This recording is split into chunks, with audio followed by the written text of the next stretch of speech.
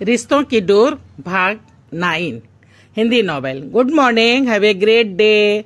Hello India. बड़ों को ढेर सारा प्रणाम, छोटों को ढेर सारा प्यार और मेरे सारे सब्सक्राइबर कैसे हैं आप सबको ढेर सारा Ram Ram. Ganpati Bappa Morya. Welcome back to my YouTube channel Simi की डायरी में आप लोगों का ढेर सारा स्वागत है। दोस्तों, रिश्तों की डोर, ये इस चैनल पे मेरी 5वीं हिंदी नॉवेल है जो अभी चल रही है। इसका 8 एपिसोड मैं आप लोगों के समक्ष रख चुकी हूँ। आज इसके 9th एपिसोड में मैं आप लोगों का तहे दिल से स्वागत करती हूँ। अब तक आप लोगों ने देखा कि प्रतिमा और सोमेश एक दूसरे से मिलते जुलते हैं, दोनों में प्यार हो जाता है। प्रतिमा के घर वाले को यानी प्रतिमा की माँ डॉक्टर सुरभि को और उसकी नानी कौशल्या देवी को इस शादी से कोई भी एतराज नहीं है। तो सोमेश फोन पे अपने डैड से डॉक्टर सुरभि की बात कराता है और ये तय होता है कि अब शादी के सिलसिले में लोग आपस में मिलेंगे और मिलजुल के सारी बातें तय की जाएगी। उसके बाद रिंग सेरेमनी और शादी का डेट निकाला जाएगा। पंडित पुरोहित से कुंडली मिला लिया जाएगा, यानी शादी की जो सारी कुछ फॉर्मेलिटी है वो अब निभानी है। तो कुछ ऐसा ही सोच करके डॉक्टर सुरभि सोमेश के घर जाती है। सोमेश के डैड अभी तक ऑफिस में हैं, घर नहीं आए हुए हैं, लेकिन वो ऑफिस से निकल गए हैं। उसके नौकर चाकर बोलते हैं कि साहब निकल गए हैं, आ रहे हैं, आप बैठिए।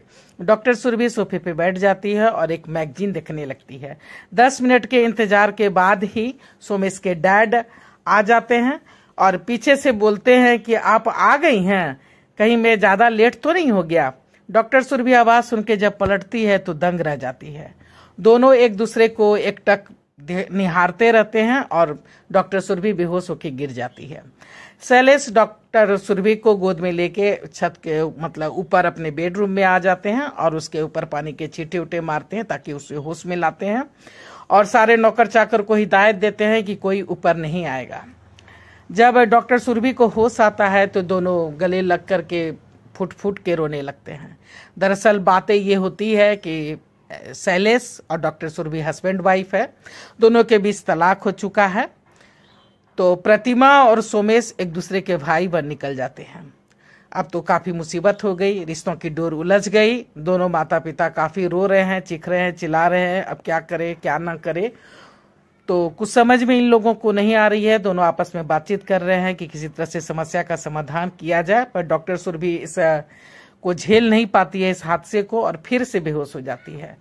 तो यहाँ तक मैं रख चुकी हूँ, चलिए अब आगे रख रही हूँ कि शैलेश उसे लेकर अस्पताल की ओर भागा। घर में कोहराम मच गया था।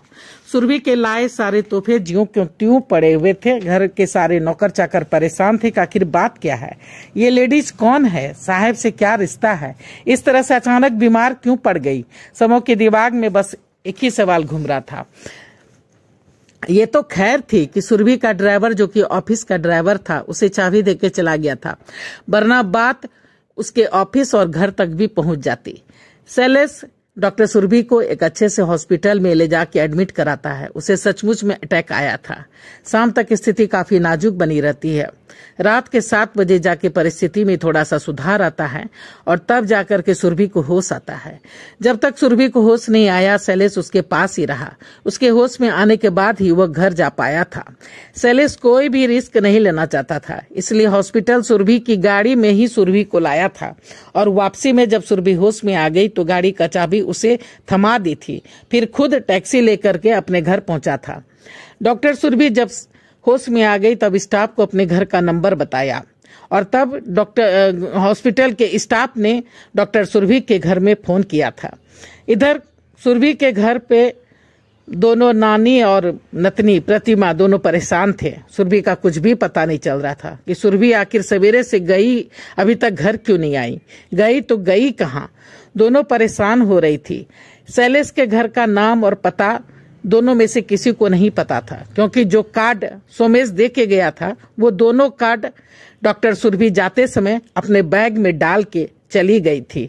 सोमेश को बहुत फोन लगा रही थी प्रतिमा, पर सोमेश का नंबर भी नहीं लग रहा था। कौशल्या भी काफी घबरा गई थी। प्रतिमा भी कॉलेज से आने के बाद से अब तक मम्मा के लिए ही परेशान हो रही थी। तभी फोन बज उठा था। हेलो, हाँ हेलो, आपकी माँ का नाम डॉक्टर सुरभि है क्या? हाँ, आप कौन बोल रहे हैं? मैं हॉस्पिटल से पियून बोल रहा हूँ, टेक केयर हॉस्पिटल से। आपकी मम्मी टेक केयर हॉस्पिटल में एडमिट है, जल्दी से आ जाइए। क्या बात है? वो आपको आके पता चलेगी, आप बस आ जाइए। कौशल्या प्रतिमा दोनों अस्पताल भागे। अस्पताल पहुंचे, सुरभि को होश आ गया था। प्रतिमा डॉक्टर से बात कर रही है। क्या हुआ डॉक्टर? आप? मैं इनकी बेटी प्रतिमा और ये मेरी नानी माँ है। नमस्ते। इन्हें हार्ट अटैक आया है। ये तो अच्छा हुआ समय पे एडमिट हो गई, वरना जान बचानी मुश्किल हो जाती। अब तो कोई खतरा नहीं है। नहीं, पर 2-4 रोज शायद रहना पड़े। जी डॉक्टर। डॉक्टर राहुल? पीछे से अपना नाम सुन राहुल चौंक उठा। जी, आप मुझे जानती हैं? क्यों, भूल गया ना मुझे? जी आप? मैं सुरभि। अरे हाँ दीदी, तभी तो मुझे आपका चेहरा देखा देखा लग रहा था। पूरे 25 साल बाद देख रहा हूँ। ये आपकी बेटी? हाँ अंकल। खुश रहो बेटा। प्रणाम मौसी, मैं दीदी से 2 साल जूनियर था। ये मेरी पढ़ाई में काफी मदद करती थी। हम दोनों नैनीताल के एक ही कॉलेज से पढ़े हैं। दीदी आप कहाँ पोस्टेड हैं? बीच करंडी में। क्या?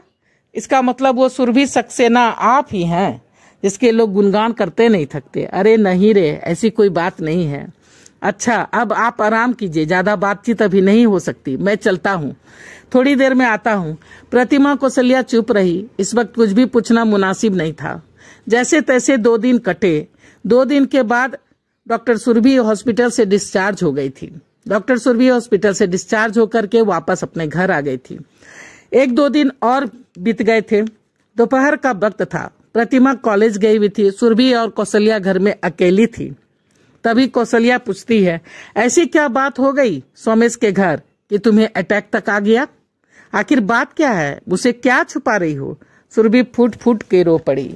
मन में तो आया कि मौसी के गले लग जाऊं और सारी बातें सच सच मौसी को बता दूं, पर वो चुप रही। क्या बात है, बता तो सही। कुछ नहीं मौसी, ये सोमेश एक ऐसे इंसान का बेटा है जिसने कभी मेरी इज्जत लूटने की कोशिश की थी। मैं उस इंसान को कभी नहीं भूल सकती।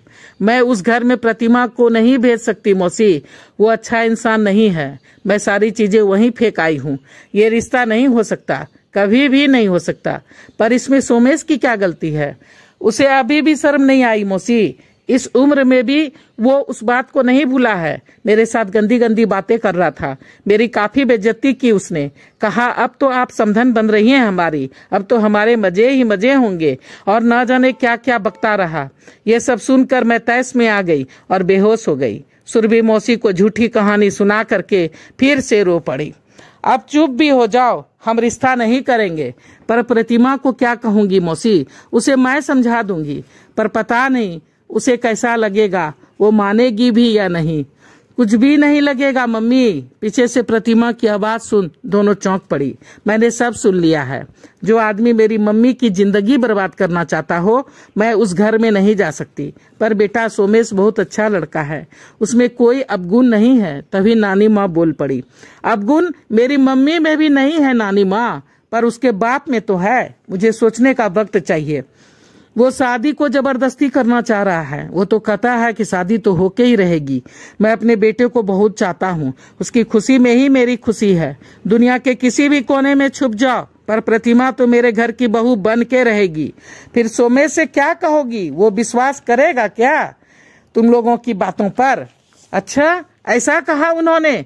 शायद आप ठीक ही कर रही हैं। अब क्या करे? सोमेश तो सचमुच में विश्वास नहीं करेगा कि उसका बाप ऐसा कह सकता है। अब क्या करे? हमें जल्द से जल्द सोमेश के कनाडा से लौट के आने के पहले ही घर और शहर दोनों छोड़ के जाना पड़ेगा। पर मम्मी, यह कैसे संभव है? सब हो जाएगा बेटा, बस तुम साथ दो। वैसे कोई जबरदस्ती नहीं है। यदि तुम शादी करना चाहो तो। डॉक्टर सुरभि खुद अपने बात पे ही थरथरा उठी।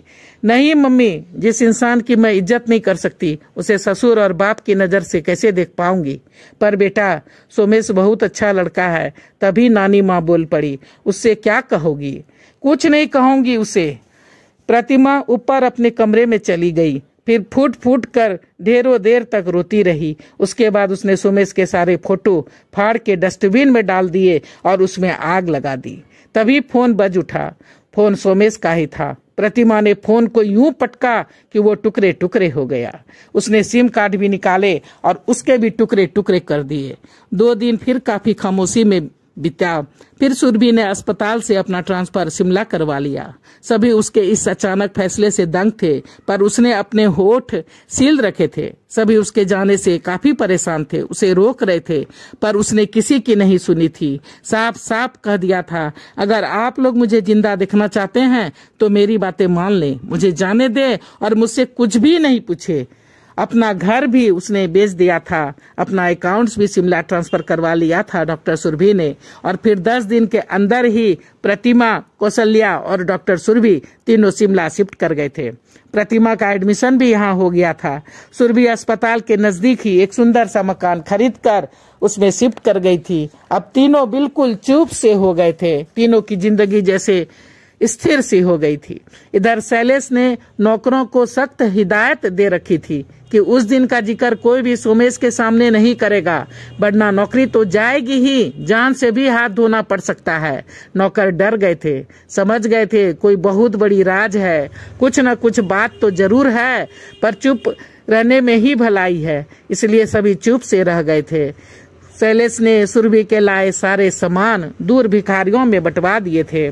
सोमेश बार बार फोन पर पूछ रहा था, प्रतिमा की मम्मी से क्या बातचीत हुई डैड? पर शैलेश हर बार एक ही बात कहता, वो मिलने आई ही नहीं बेटा, मुझे तो अता पता मालूम नहीं, इतने बड़े शहर में कहाँ ढूंढूंगा, तुम आ जाओ तो फिर चलेंगे। सोमेश काफी परेशान था, उसका मन भी नहीं लग रहा था। आखिर क्या बातचीत हो गई? प्रतिमा फोन क्यों नहीं उठाती? कहीं उसका फोन खो तो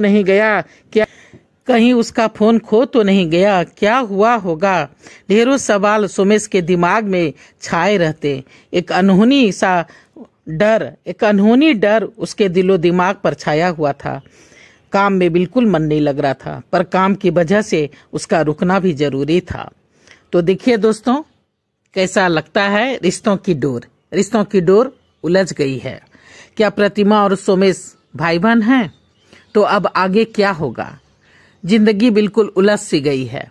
तो आगे क्या क्या होता है? कहानी काफी इंटरेस्टिंग है, तो इसके लिए आप देखते रहिए रिश्तों की डोर और सब्सक्राइब कीजिए। दोस्तों, सब्सक्राइब करने में आपके पैसे नहीं लगते, तो प्लीज कंजूसी मत कीजिए, मुझे सब्सक्राइब कीजिए, मुझे सपोर्ट कीजिए। आपके सपोर्ट की मुझे बहुत ही सख्त जरूरत है। 4 साल होने को जा रहे हैं, लेकिन मेरे सब्सक्राइबर बिल्कुल नहीं बढ़ रहे हैं। तो प्लीज सपोर्ट कीजिए, सब्सक्राइब कीजिए, लाइक कीजिए, शेयर कीजिए, कमेंट्स कीजिए और बेल का बटन जरूर दबाइएगा, ताकि जब जब मैं वीडियो डालूंगी तो आप लोगों को नोटिफिकेशन मिल सके। अब मैं अपनी वाणी को यहीं पे विराम देना चाहती हूँ। जय भोलेनाथ, हर हर महादेव। और आप लोगों का ढेर सारा थैंक्स कर रही हूँ वीडियो को शुरू से अंत तक देखने के लिए, अपना साथ बनाए रखने के लिए। Thank you for everything. Thanks for watching my video. Thank you.